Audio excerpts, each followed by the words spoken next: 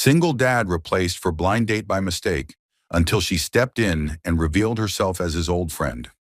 Before we continue, please tell us where in the world are you tuning in from? We love seeing how far our stories travel.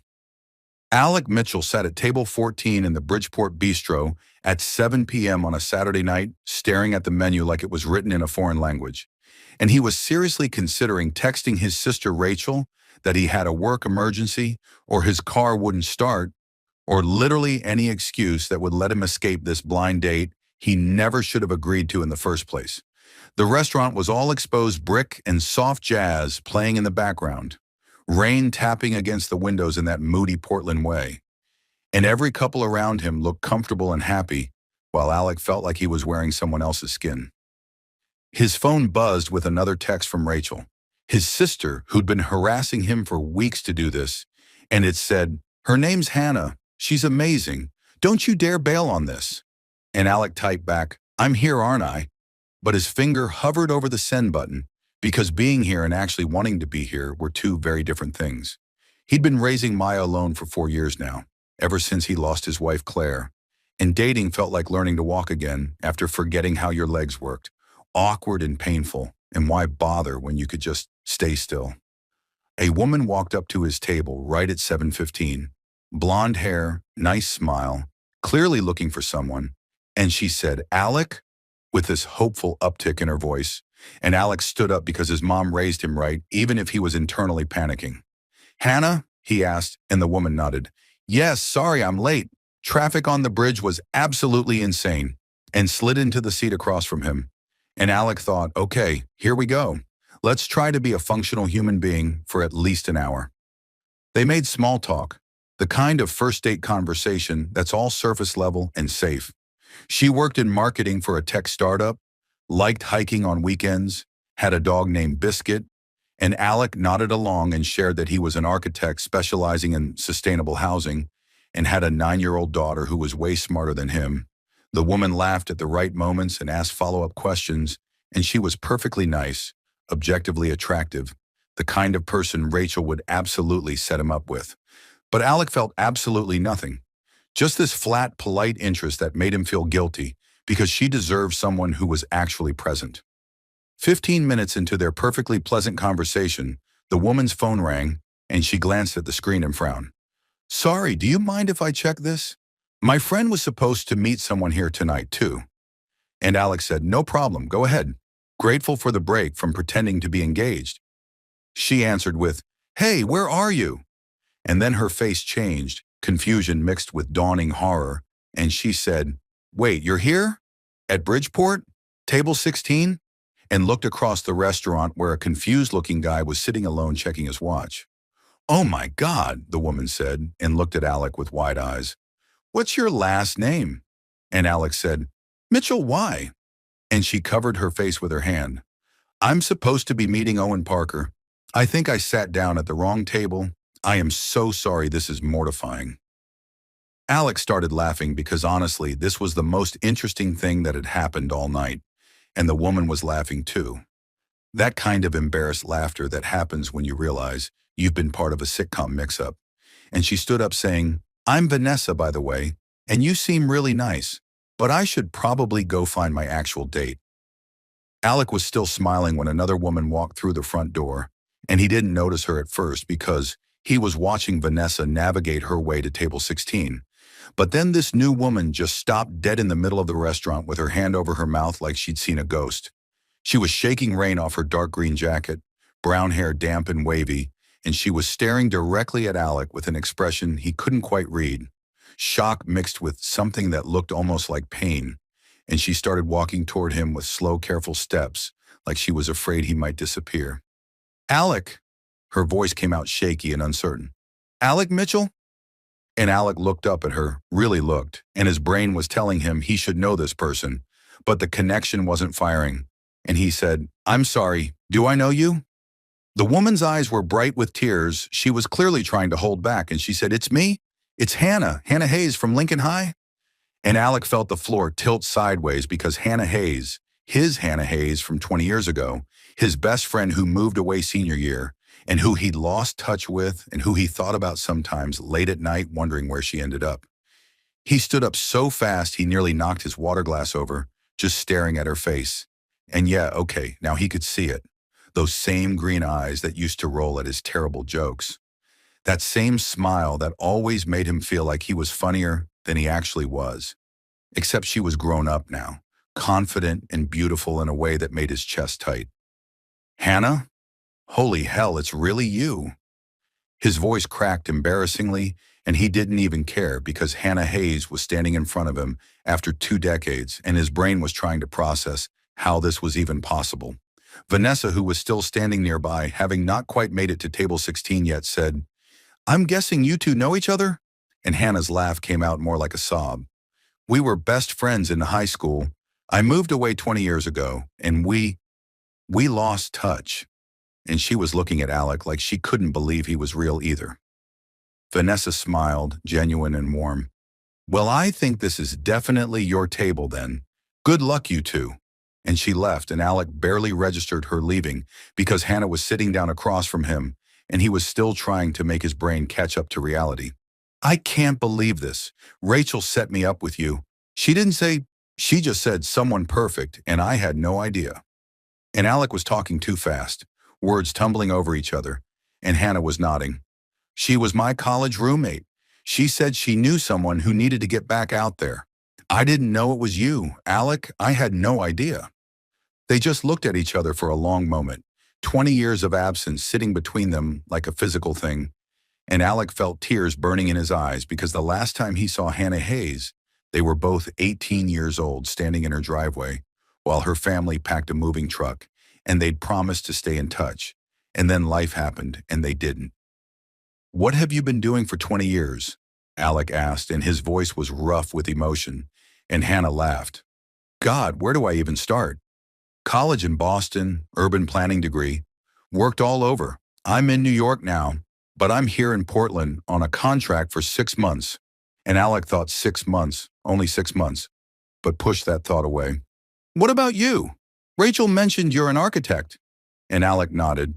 "Yeah, stayed here in Portland, built a firm with some partners, got married, had Maya," and he watched Hannah's face carefully when he said married.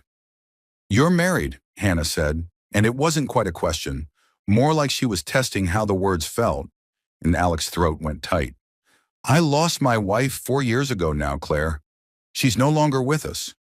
And he used the words his therapist taught him, the ones that didn't make him feel like he was being torn apart every time he said them. Hannah's hand flew to her mouth and tears spilled over. "Alec, I'm so sorry. I didn't know. I had no idea."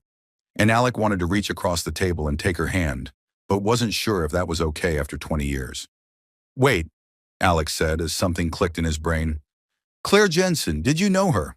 She went to Lincoln too." And Hannah nodded, wiping her eyes. "We had chemistry together junior year. She was kind, really kind. I heard you two got together senior year after I moved." There was something in her voice Alec couldn't quite identify, something sad and resigned. And he said, "Yeah, after you left, we started dating that fall." And the weight of all the things they weren't saying pressed down on the table between them. They talked for 3 hours, the restaurant staff politely cleaning around them and refilling water glasses, and they covered 2 decades in broad strokes.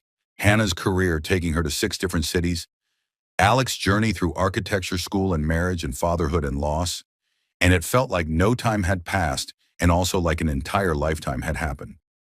"I was at the funeral," Hannah said quietly around hour 2. 4 years ago, I flew in from New York. I stood in the back. You probably don't remember. There were so many people. Alec felt like he'd been punched in the chest. "You were there? Hannah, you were there and I didn't see you?" And Hannah's smile was sad. "You weren't really seeing anyone that day. You were just trying to survive it. I understood. I just needed to be there. You were my best friend once." Alec's voice came out barely above a whisper. "I'm sorry I didn't see you. I'm sorry I lost touch. I'm sorry for all of it." And Hannah reached across the table then and took his hand, her fingers warm against his. "You don't have to apologize for living your life. I'm just really glad I get to see you now. The restaurant manager came over apologetically around 10 p.m. "Folks, I hate to interrupt, but we're closing up." And Alec looked around and realized they were literally the last people there, and he and Hannah both started laughing, and Alec said, "I guess we should probably go." But he didn't want this night to end, because Hannah Hayes was back in his life after 20 years, and it felt like finding something he didn't know he'd lost. They walked out into the rain together and stood under the awning, and Hannah said, "Can we do this again? Actually, intentionally this time?"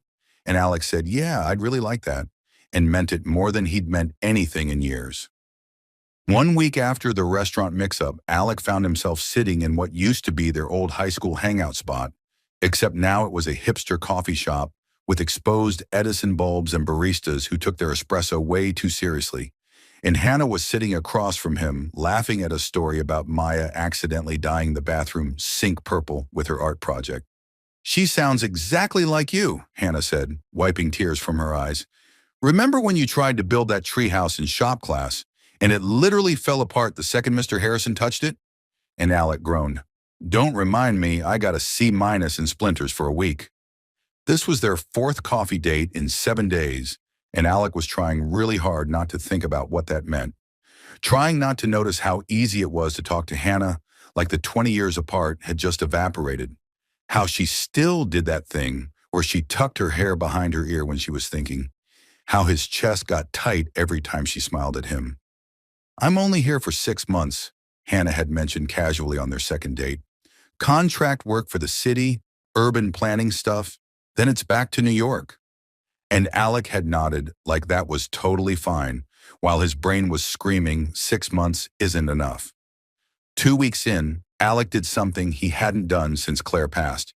He invited someone to Maya's school art show, and when Hannah walked into the elementary school cafeteria, decorated with finger paintings and clay sculptures, Maya spotted her immediately.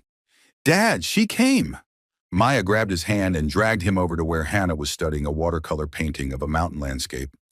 And Hannah knelt down to Maya's eye level without hesitation. "You made this? Maya, this is incredible. You've got serious talent." And Maya's whole face lit up the way it used to before everything got hard. "My mom used to paint.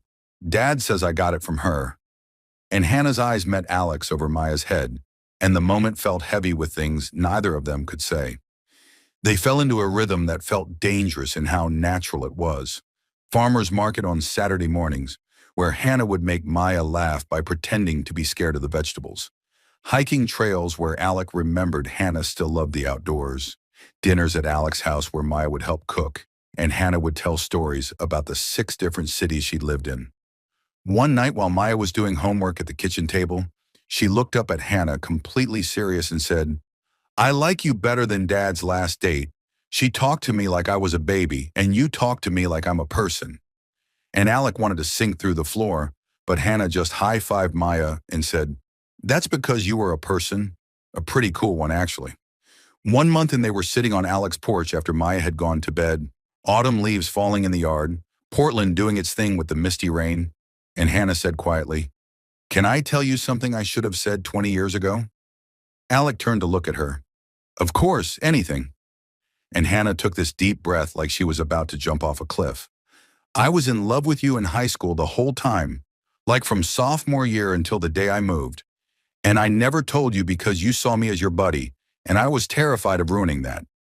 Alec went completely still, his brain trying to process what she just said, and Hannah kept talking like if she stopped, she'd lose her nerve. "When my dad got transferred and we moved to Boston, I thought maybe distance would make it easier. Maybe I'd get over it. But then I heard through mutual friends that you and Claire were together, and I was happy for you. I genuinely was. But it hurt, so I just stayed away, built a life in other places, dated other people, tried to convince myself I'd moved on."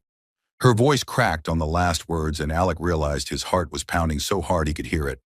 "Hannah, I had no idea." Alec's voice came out rough, and he ran his hand through his hair. "If I'd known back then, if you'd said something." And Hannah shook her head. "You loved Claire, that was real. I'm not saying you shouldn't have chosen her. I'm just saying I spent 20 years wondering what if." They sat in silence for a minute, the weight of 2 decades of missed timing hanging between them. And Alex said, I did love her. She was everything to me. And when she passed, I thought that was it. Just me and Maya, just getting through each day. He turned to face Hannah fully. Then you walked into that restaurant looking at me like you'd seen a ghost, and I felt something I thought was gone forever. Like this part of me that had been asleep just woke up. Hannah's eyes were wet, and Alec reached over and took her hand. I'm falling for you, and it scares the hell out of me because the last time I let myself love someone, I lost her, and it nearly destroyed me. Hannah squeezed his hand. I'm scared too. We're both terrified, so maybe we can just be terrified together. They kissed on the porch with the rain falling soft around them, and it felt like coming home and jumping off a cliff at the same time. And when they pulled apart, Hannah whispered, Claire would want you to be happy, and Alex said, How do you know? And Hannah smiled through her tears. Because I knew her, not well but enough. She loved you and Maya. She'd want you whole again. For the next month, they built something real. Hannah meeting Alex's friends, family dinners with Rachel, who kept giving Alec these knowing looks. Maya drawing pictures of the three of them that ended up on the fridge. Then early December hit and everything started falling apart in slow motion. Hannah got an email on a Tuesday morning, dream job offer in New York, senior urban planner position, the kind of opportunity people spend their whole careers working toward, and she stared at her laptop screen feeling sick because she had to give them an answer by Friday. That same week, Alex's firm landed the biggest contract they'd ever had, affordable housing development in Portland, 18-month timeline. He'd be lead architect, and there was absolutely no way he could leave the city. Hannah waited 3 days before telling him. They were at his place, and Maya was at a sleepover, and Hannah said, I got a job offer in New York. It's really good, like really, really good, and watched Alex's face do this complicated thing where he tried to look happy but couldn't quite manage it. That's amazing, Hannah. That's what you've been working toward. But his voice was flat and she could hear everything he wasn't saying, and she felt anger rising in her chest. When were you going to ask me to stay? Or were you just going to let me go without a fight? It's your dream job, Alex stood up, pacing his living room. I can't ask you to give that up for something that's been a few months, and Hannah stood too. Is that what this is to you? Just a few months? Just some nostalgia trip? Alex spun around. That's not what I meant, and you know it. But you have a whole life in New York, a career, an apartment, friends. I can't ask you to throw that away. Hannah felt tears burning. You're not asking me anything. That's the problem. You're just deciding for me that I'm leaving. You are leaving, though. Alex's voice got loud. Just like 20 years ago. Just like always, you leave and I stay here, and we lose each other again. And Hannah felt that hit her chest like a physical blow. That's not fair. I was 17. My family moved. I didn't have a choice.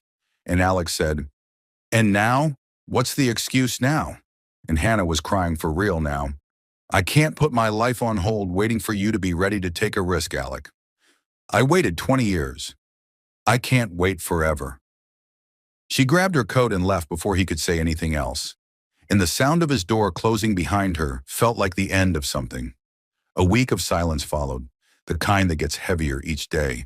And Alec threw himself into work while Maya asked every single morning, Is Hannah coming over today? And Alec had to say, She's busy, sweetheart, while his daughter looked at him with eyes that saw way too much. Thursday night, Maya came into the living room where Alec was staring at blueprints without actually seeing them, and she climbed into his lap even though she was getting too big for it.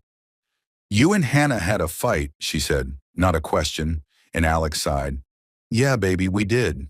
Grown-up stuff. It's complicated. Maya was quiet for a minute, then said in this small voice, Mom wouldn't want you to be sad again. She told me before she left that I had to make sure you kept living, and you were smiling with Hannah. But now you're not. Alec felt his throat close up because his 9-year-old daughter was carrying weight she shouldn't have to carry, worrying about him when he should be worrying about her. Sometimes people can't be together even when they want to be, Alex said, and Maya shook her head. That's dumb. If you love someone, you should fight for them. That's what all the movies say. Friday morning, Hannah's deadline to accept the New York job. Alec woke up to find Maya gone and a note on the kitchen counter in his sister Rachel's handwriting.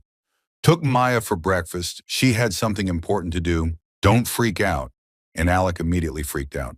Maya's note arrived at Hannah's apartment on Friday morning, 2 hours before her deadline to accept the New York job. And it came through Rachel, who showed up at her door looking guilty and determined at the same time. My niece made me promise to deliver this, Rachel said, handing over an envelope covered in stickers and Maya's careful handwriting that said to Hannah, with a heart dotting the I. Hannah opened it with shaking hands and read words that absolutely destroyed her.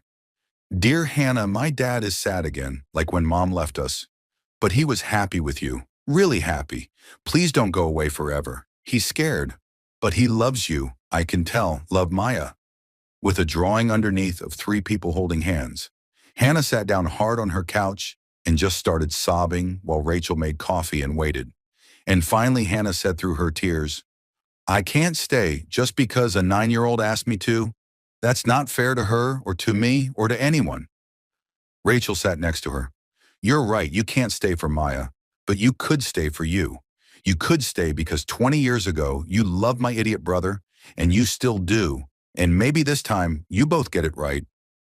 Hannah stared at the letter, at Maya's drawing, at the future she was supposed to choose in 2 hours. He told me to take the job. He basically pushed me toward the door. What am I supposed to do with that? My brother is terrified of losing people, Rachel said quietly. He lost Claire and it nearly broke him, watching her slip away over months not being able to stop it. So now he pushes people away first before they can leave him. It's stupid and self-destructive, but it's what he does. Hannah wiped her eyes. So what? I'm just supposed to ignore what he said and stay anyway. And Rachel smiled. No, you're supposed to tell him what you want and make him fight for it. Make him take the risk. Don't make it easy for him. That same night, Alec was sitting at Claire's grave for the first time in months, rain soaking through his jacket, but he didn't care. Just sitting there talking to a headstone like that would somehow give him answers. I met Hannah again, my best friend from high school, and I'm falling for her, and I messed it up because I'm scared. And his voice cracked, saying it out loud. She's leaving, going back to New York tomorrow, and I told her to go because I'm an idiot who can't handle the idea of losing someone again. He sat in the rain getting completely drenched. Maya misses her, I miss her, and I don't know what to do. A memory hit him so hard he actually gasped. Claire near the end, holding his hand with what little strength she had left, making him promise. Don't stop living.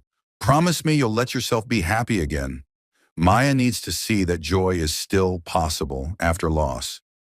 Alec had promised through his tears, and then spent 4 years breaking that promise, just surviving, just going through motions. And Hannah had come back into his life and reminded him what living actually felt like. He stood up, rain streaming down his face mixing with tears. I promised you I'd keep living, and I've been breaking that promise. But I'm gonna fix it. I'm gonna fight for this. Alec drove to Hannah's apartment at midnight, took the stairs 2 at a time, knocked on her door probably too loud for this time of night, and when she opened it looking confused in pajamas with red eyes from crying, he just started talking. I love you. I think I've loved you since we were 16, and I was too stupid to realize it. And I'm terrified because the last person I loved left me, and I barely survived it. But you were right. I can't keep living in fear, and I can't let you go without fighting for this. Hannah just stared at him, standing there soaking wet and desperate. Alec, what are you doing here? Don't take the job, Alec said, and Hannah's face fell. You can't ask me to give up my career. And Alec shook his head. No, I mean, take the job. Take the amazing job you earned. But let me come with you. Let me and Maya come with you to New York. Hannah's mouth literally fell open. What are you talking about? You can't just uproot your whole life, your firm, Maya's school, everything. And Alec stepped closer. My firm's been wanting to expand for years. East Coast presence. I talked to my partners. We're opening a New York branch, and I'm heading it up. You talked to your partners? When? Hannah's voice came out barely a whisper, and Alec said, 2 hours ago, I called an emergency meeting, told them I was opening New York whether they were in or not, and they said yes. Hannah was crying now. Alec, you can't make this decision based on a few months. What if it doesn't work? What if we're making a huge mistake? And Alec took her hands. We've known each other for 24 years. We just took a really long break in the middle.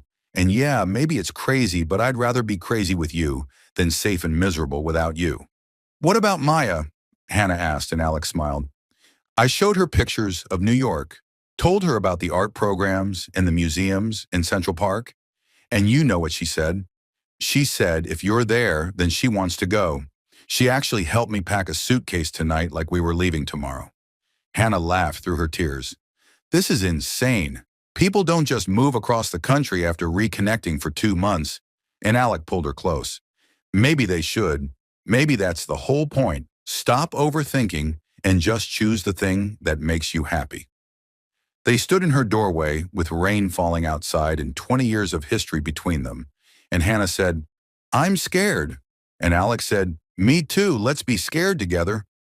And they kissed like it was the first time and the 1,000th time all at once. 6 months later, they were living in a Brooklyn brownstone apartment, Maya thriving in a new school with an incredible art program, Alex's New York branch already profitable, and Hannah starting her dream job. And it felt like all the pieces had finally clicked into place after 2 decades of being scattered. One weekend in June, Alec told Hannah he needed to go back to Portland for something, refused to say what, just said, trust me, it's important. And when they landed and he drove them to Lincoln High School, Hannah said, why are we at our old school? Alec parked and took her hand. Because this is where it all started. This is where we became best friends, and I need to do something here that I should have done 20 years ago. He led her to the football field where they used to hang out after school, and he got down on one knee right there on the 50-yard line. I wasn't ready when we were kids. I wasn't the person you deserved, but Hannah Hayes, you came back into my life and reminded me what it feels like to be alive. Not just surviving, but actually living. And I don't want to waste another day. And he pulled out a ring. Will you marry me?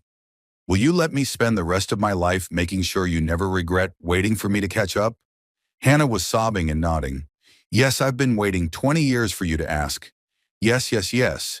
And Maya, who'd been hiding with Rachel behind the bleachers, came running out screaming with joy. 3 months later, they got married in Portland at Lincoln High's old library that was now a beautiful event space, small ceremony with just family and close friends. And Rachel officiated because she'd gotten ordained online specifically for this. Claire's parents were there smiling and giving their blessing. And Claire's mom hugged Hannah tight and said, thank you for bringing him back to life, for giving Maya her dad back. Hannah's vows were, I loved you at 16. I loved you during our 20 years apart. And I'll love you every day for the rest of our lives. Sometimes the long way around is exactly the right way. And Alex were, you were my best friend when we were kids. You're my best friend now. And I promise to never take for granted the second chance we got. Their first dance was all 3 of them, Maya between them holding both their hands and spinning in her flower girl dress. And Alec whispered to Hannah, thank you for stepping in that night at the restaurant. And Hannah smiled, thank you for finally recognizing me. They danced while soft rain fell outside the windows because Portland never changed. And their whole messy, beautiful story that took 24 years to complete finally came full circle, proving that sometimes the person you're meant to find was there all along. You just weren't ready to see them yet. Sometimes love isn't about perfect timing. It's about being brave enough to try again when you get a second chance. Alec thought his story was over, and Hannah thought hers was somewhere else. But a mistaken blind date in 2 decades of unfinished business brought them exactly where they needed to be. If this reminded you that it's never too late for second chances, that old friends can become forever love, and that the long way around can still get you home, hit that subscribe button, share this with someone you lost touch with. Thanks for being here with us.